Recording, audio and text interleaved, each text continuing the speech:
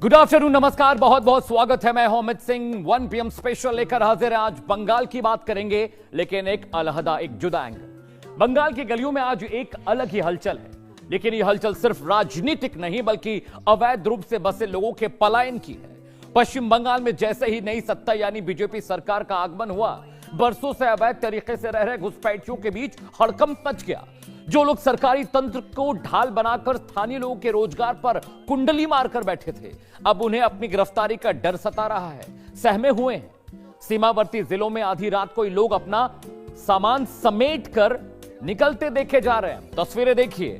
प्रशासन की सख्ती ने साफ कर दिया है कि अब बंगाल की धरती पर केवल वैध नागरिकों का अधिकार होगा।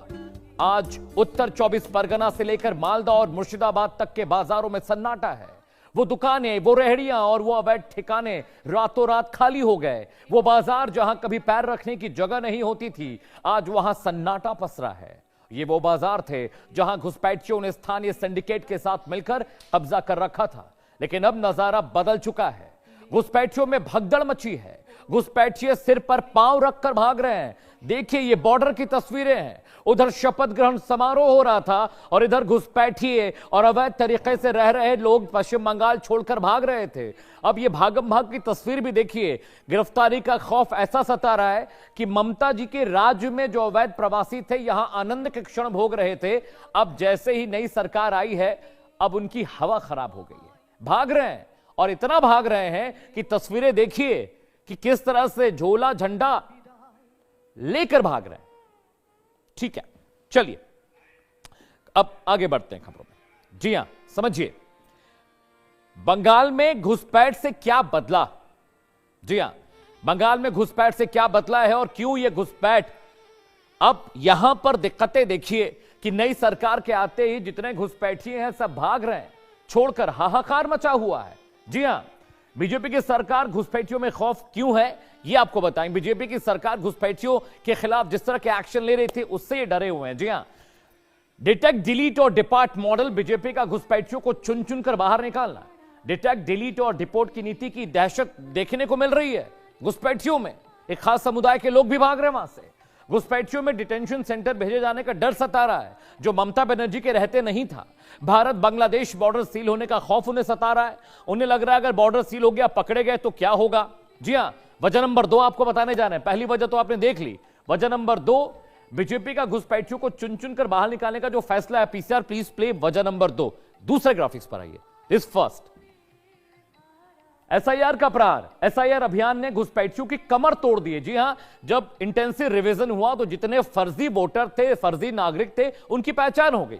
लाखों संदिग्ध नामों को मतदाता सूची से हटा दिया गया, बाहर कर दिया गया। अब इनके पास कुछ बचा नहीं दिखाने के लिए। जी हां, कागजी जांच में नाकाम रहने के डर से ये भाग रहे हैं। इनको पता है कि भाई हमारे पास कोई कागज नहीं, कोई प्रूफ नहीं, हम कैसे बताएंगे कि हम यहां के नागरिक हैं, हम भारत के नागरिक हैं, क्योंकि सारे तो बॉर्डर क्रॉस करके आए हैं। और टीएमसी के राज में अवैध प्रवासियों को तो जमकर बिठाया गया, उनको वोटर बना दिया गया। अगले ग्राफिक्स पर आते हैं। जी हां, बंगाल में घुसपैठ से क्या बदला, डेमोग्राफी कैसे बदल गई, कैसे वहां के लोगों का हक छिन गया, वो बता रहे हैं। उत्तर 24 परगना, मालदा, मुर्शिदाबाद और नादिया में मुस्लिम जनसंख्या बहुत तेजी से बढ़ी। ये तमाम रोहिंग्या मुसलमान हैं जो बांग्लादेश से यहां पर आए थे। मतदाताओं की संख्या में राष्ट्रीय औसत से कहीं ज्यादा बढ़ोतरी हो गई। इनका कोई हिसाब किताब नहीं था, लेकिन घुसपैठ की वजह से नंबर्स बढ़ गए। घुसपैठियों की वजह से मूल निवासियों का अनुपात बदल गया। नौकरी मिलना जिसको चाहिए थी उसको मिली नहीं। धार्मिक संतुलन बिगड़ने से धार्मिक तनाव बढ़ा। एक समुदाय विशेष की जनसंख्या ज्यादा हो गई। हिंदुओं को पलायन करना पड़ा, संसाधनों पर दबाव पड़ा। इसके अलावा डेमोग्राफी जब चेंज हुई तो उसकी वजह से दिक्कतें जो हुई आपको बता दिया।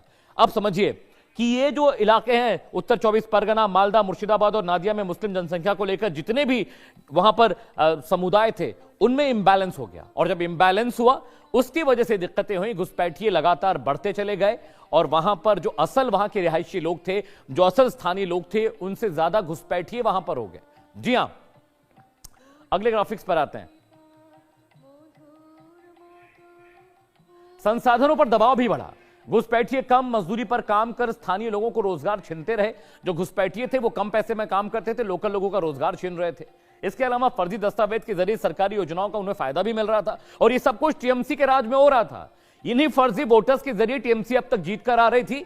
एसआईआर हुआ, फर्जी वोटर हटे, दूध का दूध पानी का पानी हो गया। राज्य के खजाने पर भी अतिरिक्त बोझ पड़ रहा था, क्योंकि जितनी जनसंख्या थी उससे ज्यादा लोग कंजम्पशन के लिए वहां पहुंच गए थे।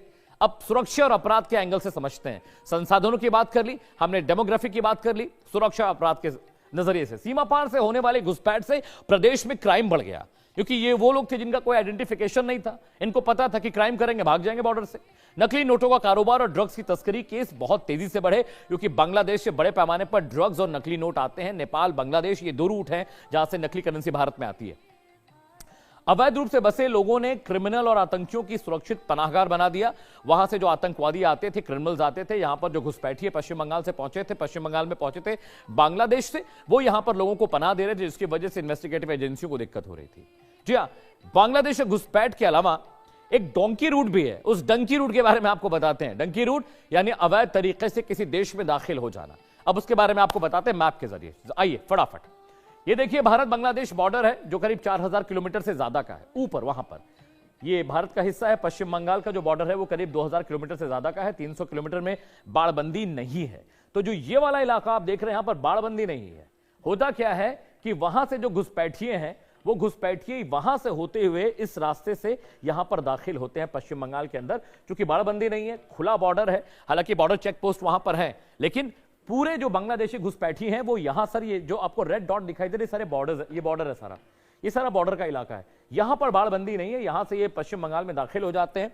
आतंकवादी, तस्करी, अवैध तरीके से रहने वाले, नकली नोटों का कारोबार करने वाले, ड्रग्स बेचने वाले, साथ ही साथ वेश्यावृत्ति से जुड़े जो लोग हैं बांग्लादेश के, वो यहां पर घुसपैठ कर रहे थे। और डंकी रूट यही था, क्योंकि बाड़बंदी नहीं थी, अवैध तरीके से पैसा लेकर यहां पर वो घुस जाते थे। और ये सब कुछ टीएमसी के कार्यकाल में पिछले 15 सालों में हुआ है। सरकार बार बार कह रही थी घुसपैठियों को भगाना है, घुसपैठियों को भगाना है। देखिए, भगाने की जरूरत ही नहीं हुई। बीजेपी की सरकार आते ही घुसपैठिए खुद ब खुद वहां से भाग रहे हैं। उनको पता है कि वो डिटेंशन सेंटर भेज दिए जाएंगे। जी हां, आगे बढ़ते हैं। भारत में बांग्लादेशी घुसपैठियों को लेकर जो डिटेल्स है वो भी आपके लिए जानना बहुत जरूरी है। भारत में 2 करोड़ बांग्लादेशी घुसपैठिए हैं। ये ऑफिशियल डेटा मैं बता रहा हूं। राज्यसभा में गृह मंत्रालय ने जब जवाब दिया तब ये वहां पर ये सोर्स तब का है। भारत में 2 करोड़ से ज्यादा बांग्लादेशी घुसपैठिए, अब उनको निकालने की मुहिम सरकार लगी हुई है। जी हां, सबसे ज्यादा घुसपैठिए कहां पे? आइए भी बता देते हैं आपको। सबसे ज्यादा घुसपैठिए पश्चिम बंगाल में है, और उसके बाद जो बॉर्डर इलाका है और फेंसिंग की बात करें, बॉर्डर कितना अनसेफ है